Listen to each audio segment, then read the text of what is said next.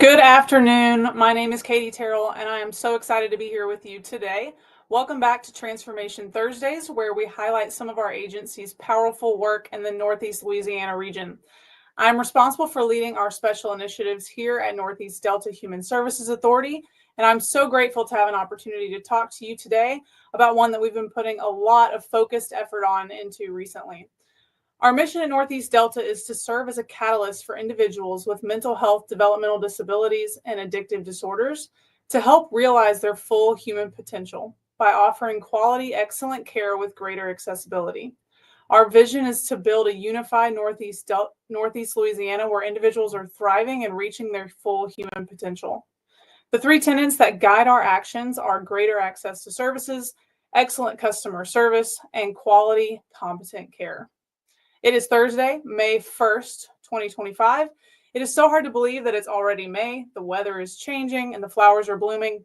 It's such an energizing time of year, and we have so many exciting things coming up in the next few months. It's also Mental Health Awareness Month. We encourage you to help us break the stigma around seeking mental health services. So if you or anyone you know might benefit from our services, please reach out today. On this episode, I'm excited to have an opportunity to highlight our Operation Leave No Veteran Behind initiative. Through this initiative, our goal is to increase awareness of the challenges veterans face and build community support for veterans and their families. We want to break through stigmas and ensure that veterans and their family members obtain the quality mental health and addiction services that they deserve. I'm thankful to have a very special guest here with me today, Chris LeGuin. Chris is the commander for VFW Post 1809 here in Monroe, Louisiana.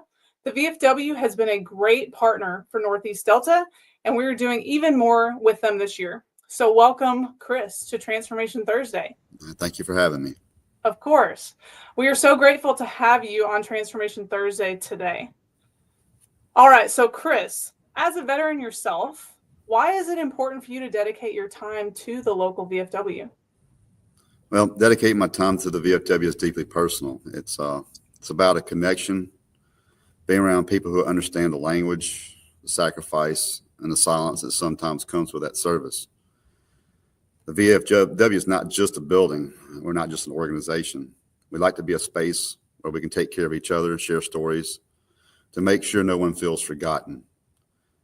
I've been through some things that only fellow veterans can truly understand, and giving my time there is a way of me giving back, honoring those who served before me and helping the ones who are still trying to find their footing after service. It reminds me that I'm not alone, and I want to make sure that others know that they're not alone either.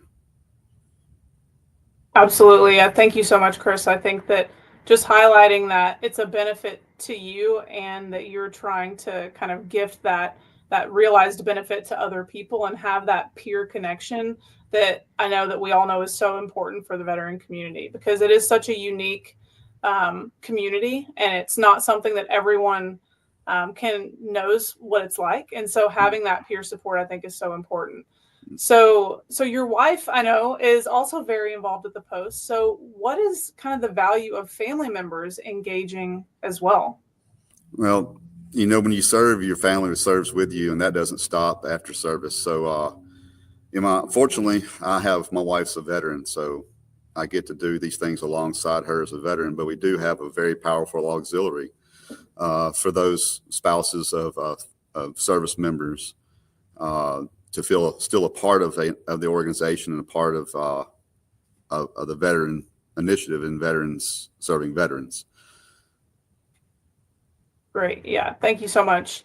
You know, we really want our community to know that when we do things like this, when we talk about veterans initiatives, when we talk about services, that we aren't just talking about the veterans. We're talking about their extension to their families, because I love what you said about the families serve with the veterans. So they have unique challenges as well.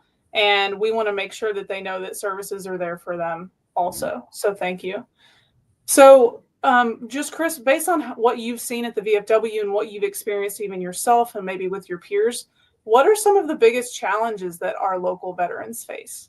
Well, I get the challenges they face are often the ones you don't see. It's like transitioning from military to civilian life. And it can make you feel like you've landed in a completely different world. Everything from finding steady work, navigating VA benefits, just figuring out where you belong in civilian life. Mental health is another huge one. A lot of us carry the things we don't talk about easily, and too many suffer in silence. And there's isolation. Once you're out, the sense of structure and camaraderie disappear, and that can be very disorienting. That's why we places like the VFW and other veteran service organizations are so important. We create that community again, help each other get access to resources, and just remind one another that we're still here and still have a purpose. Absolutely. I mean, I feel like finding that purpose, even once you're outside of the military, is so key and important. And I mean, I think everyone knows how difficult transitions can be, but because it's such a difference between military life and civilian life, that transition can be even more drastic. And I think that camaraderie seems to be the thing that comes up the most that's missed, after that. I've got a son. My son's actually flying back from Japan today to process out of the military. And he's very nervous right now. So I'm glad I'm here to help him. And as a veteran, and I like to be able to do that for everyone, transitioning out, not Yes. just my family, just friends and everyone that could possibly need that.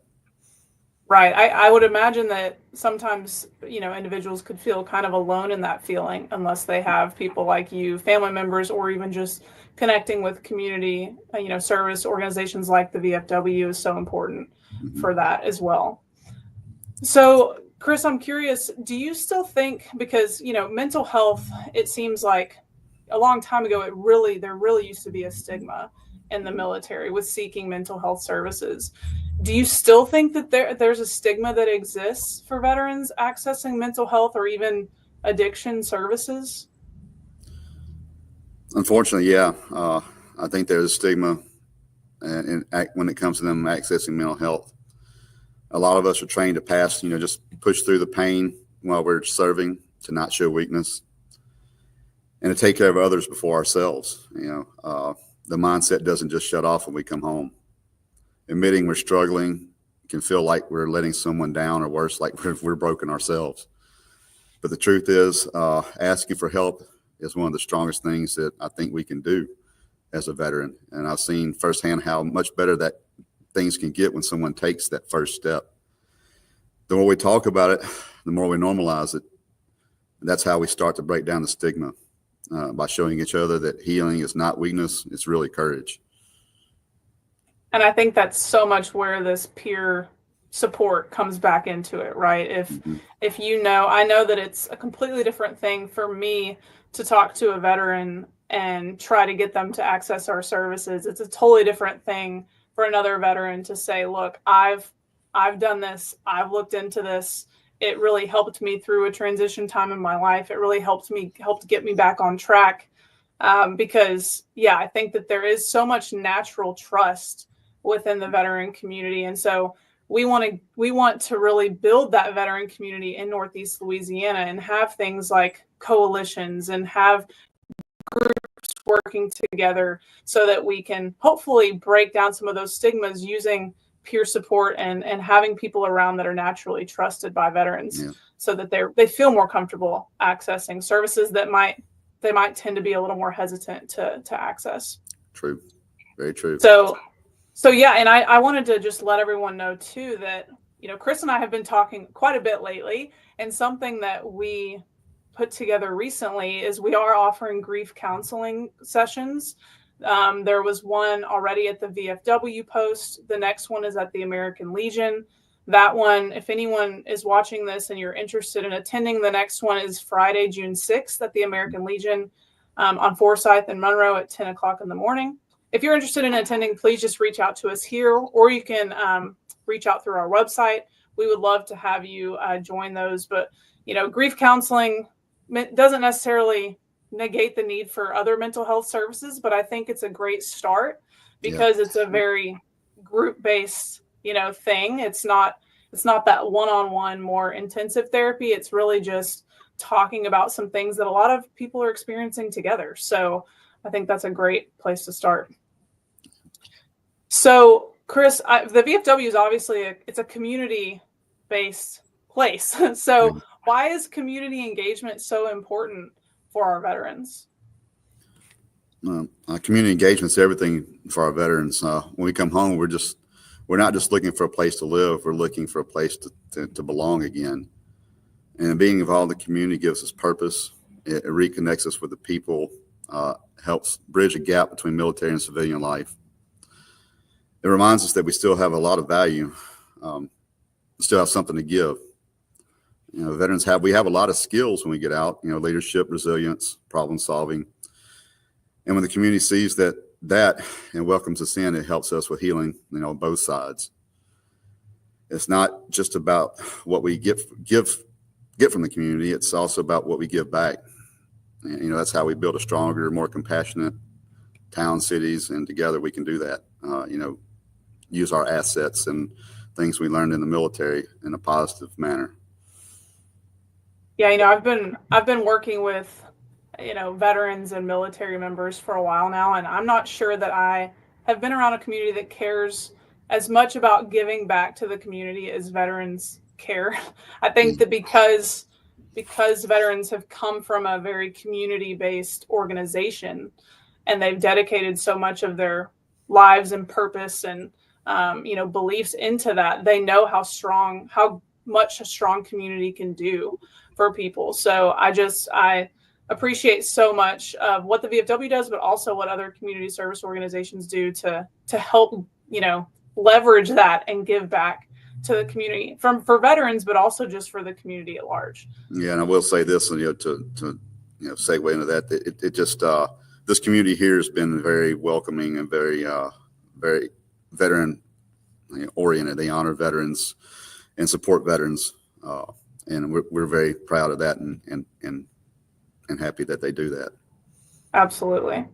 Well, can you tell us a little bit more just specifically about what the VFW is currently doing in the community? Well, our post is more than just a meeting hall. We try to make it a hub of support and service, connection for veterans and the broader community. One of the things we take pride is inviting representatives from the VA as well as other guest speakers to attend our monthly meetings, so they can feel a part of the VFW and kind of know what's going on with our veterans. They come out to speak directly to our members about veteran-specific issues, everything from benefits, healthcare to updates and new services. It's a great way for our members to stay informed and ask questions. And the setting feels really supportive and inclusive. And we also host monthly meetings on the second Thursday of each month, and we have a free meal at 5 o'clock. From 5 to 5:30. When our meeting time starts at 5:30, we like to give everybody time to talk and any problems they're having in their life, can share that with other veterans. And these gatherings are open to all members and provide an opportunity, like I said, to discuss what's going on in their life. And beyond that, we're active in the community by supporting local causes, providing assistance to veterans in need, and ensuring that the sacrifice of our service members are not forgotten. And I had the privilege of attending one of the meetings a couple months ago, and I just have to, give hats off to your group because I felt so welcomed. As someone who had never been there before, I think that it just feels like such a welcoming environment and not one that you feel like you have to already belong to be welcomed. It really did feel like a group that wants more people engaged and wants even more people to be involved in that community. So I just wanted to reiterate how great of a community it is and how welcomed you feel just even on that first visit. Yeah, we're always looking for more members too, and I just wanted to let everybody know that if you'd like to join the VFW, our phone number is 318-345-4185, or you can go to vfw1809.org to find out more information about becoming a member of the VFW. We are combat oriented. You have to be serving some type of combat, have combat pay, imminent danger pay, or there are other few qualifying services that you can qualify to be in the VFW. But we do help any veteran anytime. It doesn't matter if you're a member of the VFW or not. You call, you need something and you're a veteran, we're going to help you. Yes, and that's also something I noticed when I was there, that it wasn't just about what the VFW was doing. I mean, someone was even there that night. One of your members, I think, was there that night helping people with their VA benefits and helping them navigate their VA benefits. So yeah, it's not just about pushing the agenda at the VFW. It's really about helping veterans, no matter what kind of help that they That's might our need. number one mission. Yeah. Thank you so much, Chris. So just to kind of wrap us up, I appreciate you so much, Chris. Thank you for the conversation. I know you and I will be having many future conversations because of all of our events that we're kind of partnering on coming up. But thank you so much for taking the time today to join Transformation. Thank you. So if you're a veteran, a family member of a veteran, or just a member of our community who wants to support veterans, we do have a couple of events coming up, and we would love to see you at those events. So this weekend, it starts tomorrow. We're actually sponsoring the Red, White, and Blue Air Show at the Monroe Airport. I know that Chris will be there as well. The VFW will be there as well. The event is on Friday and Saturday from 3 p.m. to 10 p.m. And then on Sunday, it's from 11 a.m. to 5 p.m. So during any of those times, please come by and see us at the Northeast Delta tent. Come by and talk to Chris or one of his members at the VFW tent. And also, please save the date on your calendar for Saturday, May 31st. We are going to be hosting a Veterans Tribute event at the Chenault Aviation and Military Museum. It will be a family-friendly day of celebration with live music, vendors, and free food. So more information about that event is coming soon, so be on the lookout for that. So thank you much to everybody for tuning in today. Thank you to our wonderful guest, Chris LeGuin. If you want more information about our services, please visit our website at nedeltahsa.org or call 800-256-2522. You can also follow the Phoenix on social media through Facebook, YouTube, Instagram, LinkedIn, X, and TikTok at NEDeltaHSA. All right, everyone, go be great today, and we'll see you next time. Thank you.